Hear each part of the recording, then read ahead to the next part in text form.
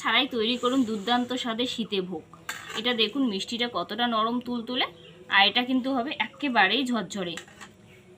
আর দেখুন এটা কতটা ঝরঝরে হয়, একেবারেই কিন্তু হবে পারফেক্ট মিষ্টি সীতাভোগ। দেখতে এটা যতটা লোভনীয়, খেতে হয় ভীষণ সুন্দর। ছানা ছাড়াই কিন্তু তৈরি করব একদম পারফেক্ট সীতাভোগ মিষ্টি। তো চলো রেসিপিটা দেখতে থাকো। নমস্কার বন্ধুরা, সবাই কেমন আছো? আশা করি সবাই ভালো আছো। প্রত্যেক দিনের মতো আজও আপনাদের সাথে শেয়ার করবো দুর্দান্ত স্বাদের একটা রেসিপি। সেটা হচ্ছে সীতাভোগ ছানা ছাড়াই, খুব সহজে তৈরি করবো, খেতে হবে ভীষণ সুন্দর। প্লিজ প্লিজ আপনারা পুরো ভিডিওটা দেখতে থাকুন, আশা করি আপনাদের ভালো লাগবে। তো রেসিপিটা শুরু করা যাক। কড়াই গরম হলে ওই 1 চামচের মতো দিয়ে দেবো তেল।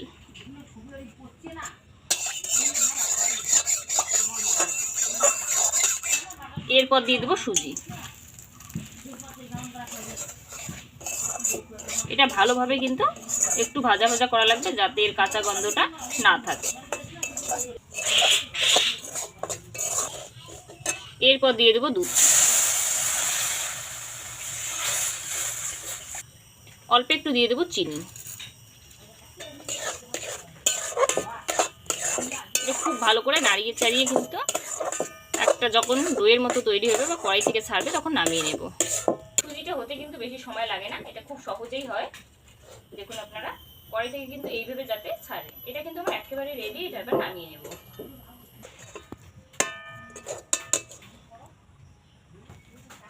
এটা একটু ছড়িয়ে দেবো যাতে খুব ভালো ঠান্ডা হয়।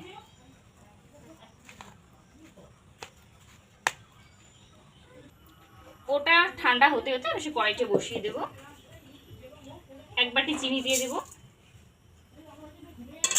যতটা চিনি ঠিক ততটাই কিন্তু জল দিয়ে একটা শিরা তৈরি করা লাগবে। এটা একটু পাতলা শিরাই হবে, একেবারেই যে মোটা শিরা সেরকম না। বন্ধুরা দেখুন চিনিটা কিন্তু একেবারেই এইভাবে যাতে গলে, আর শিরাটা যেন এইভাবে টকবক করে ফোটে। আমার শিরাটা কিন্তু একেবারেই রেডি, এটা আবার নামিয়ে নেব। এরকমই যাতে হয় শিরাটা, দেখুন আপনারা একদম একটা পাতলা শিরা।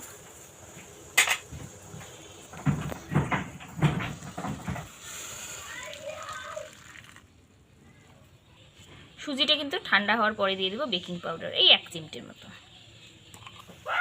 এটা এবার খুব ভালো করে মাখা রাখবে। ঠান্ডা হওয়ার পরেই অবশ্যই মাখবেন, নইলে কিন্তু গরম থাকা অবস্থায় মাখলে পরে হাতে গরম লাগতে পারে। একটু বুঝে মাখবেন।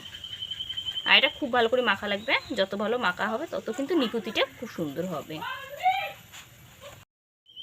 এটা কিন্তু যত ভালো মাখা হবে তত কিন্তু সীতাভোগটা খুব সুন্দর তৈরি হবে। তো এটা কিন্তু আমার মাখা একেবারে রেডি। এটা আবার মাঝখান থেকে এইভাবে ভাগ করব।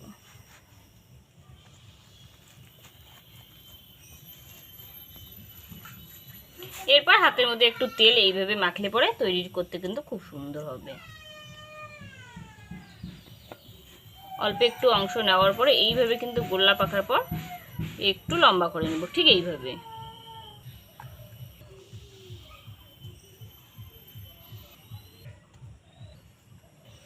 অল্প একটু করে অংশ নিয়ে হাতের তালুর সাহায্যে গোল্লা পাকার পর এইভাবে লম্বাটে করা লাগবে। এটা খুব সহজেই কিন্তু এগুলো তৈরি করা যায়, বেশিক্ষণ সময় লাগে না।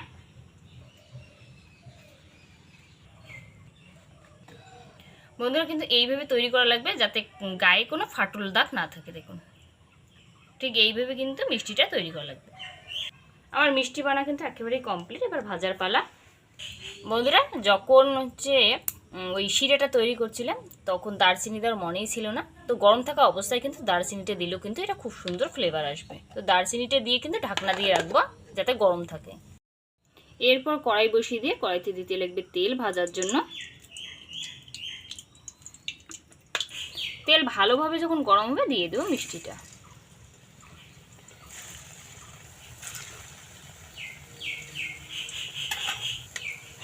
এটা দেওয়ার পরে কিন্তু কিছুক্ষণ অপেক্ষা করা লাগবে, 2-3 মিনিটের মতো। তারপরে এইভাবে কিন্তু নাড়িয়ে দেওয়া লাগবে হালকা হাতে।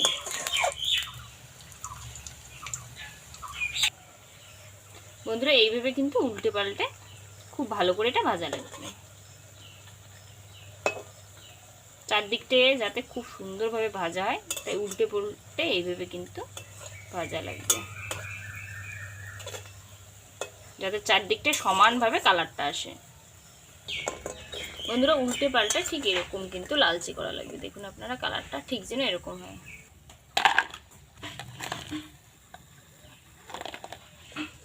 মিষ্টিটা কিন্তু ভাজার পরে দিয়ে দেব শিরা। এটা ঢাকনা দিয়ে রাখবো। আর যে বন্ধুরা বাদবাকি অংশটা আছে সেটা আর একটু ভালো করে এইভাবে একটু মাখার পরে কিন্তু তৈরি করব। বানানোর জন্য এরকম একটা ছোট্ট গ্রেটার নিলাম, নেওয়ার পরে এই জায়গায় দিয়ে দেবো অল্প পরিমাণে একটু তেল।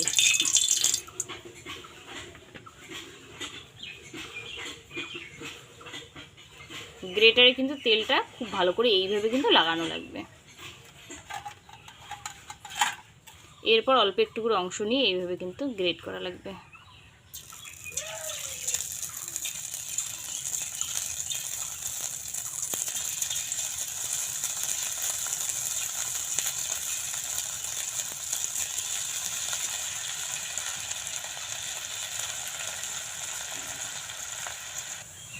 বন্ধুরা দেওয়ার পরে কিন্তু এইভাবে একটু নাড়িয়ে নেব। বন্ধুরা এটা কিন্তু ওই 2-3 মিনিটের মতো এইভাবে একটু করলেই কিন্তু এটা একেবারে রেডি। এটা কিন্তু আমার রেডি। এটা আবার তেল ঝরিয়ে নামিয়ে নেব।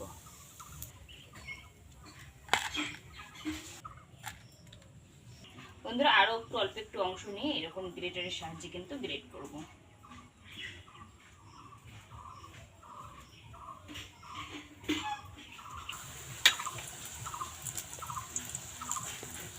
এইভাবে কিন্তু গ্রেট করলে দেখুন আপনারা কত সহজে এটা পড়ে।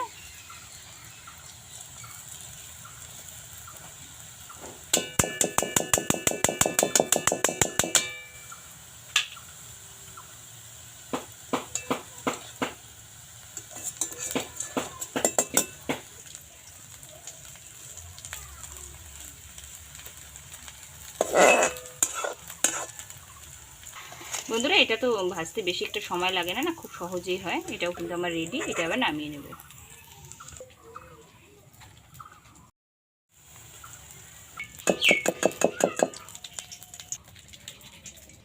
বন্ধুরা এটাও কিন্তু আমার একেবারে রেডি।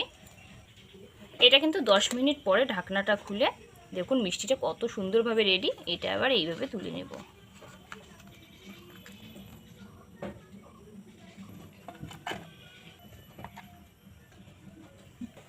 মিষ্টিটা তোলার পরে এটা কিন্তু দিয়ে দেবো এই জায়গায় শিরা।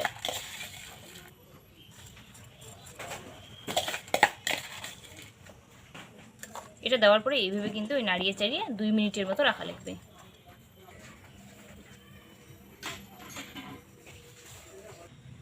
এটা 2 মিনিট পর কিন্তু শিরা থেকে এইভাবে তোলা লাগবে, যাতে এক্সট্রা শিরাটা যে আছে এইভাবে কিন্তু ঝরানো লাগবে।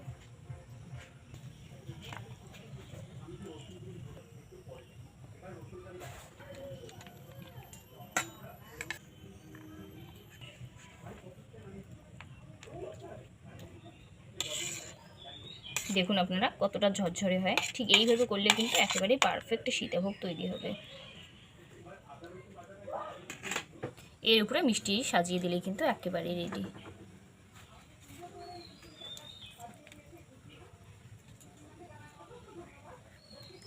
তার উপরে উপরে এইভাবে দিয়ে দেব।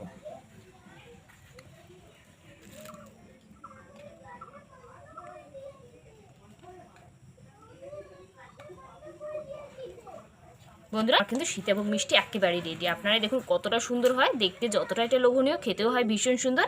আর আপনাদের দেখাচ্ছি এটা কতটা ঝরঝরে হয়। দেখুন ঠিক এতটাই কিন্তু ঝরঝরে হবে। এই দিক থেকে দেখাচ্ছি তাহলে সুবিধা হবে। এই যে দেখুন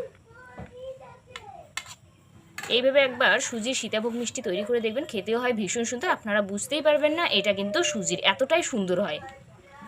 বন্ধুরা এটা দেখতে যতটা লোভনীয় খেতে হয় ভীষণ সুন্দর। একবার বাড়িতে এইভাবে বানিয়ে দেখবেন আর জানাতে ভুলবেন না এটা কীরকম হয়। যদি ভালো লাগে অবশ্যই লাইক কমেন্ট শেয়ার করে দেবেন। আর যদি এই ছোট্ট চ্যানেলটার নতুন দর্শক অবশ্যই চ্যানেলটাকে সাবস্ক্রাইব করে রাখবেন।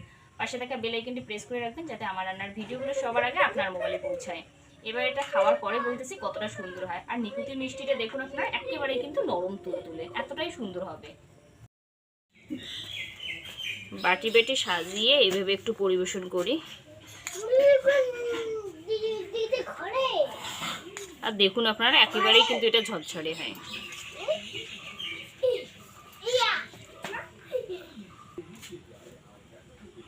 আসে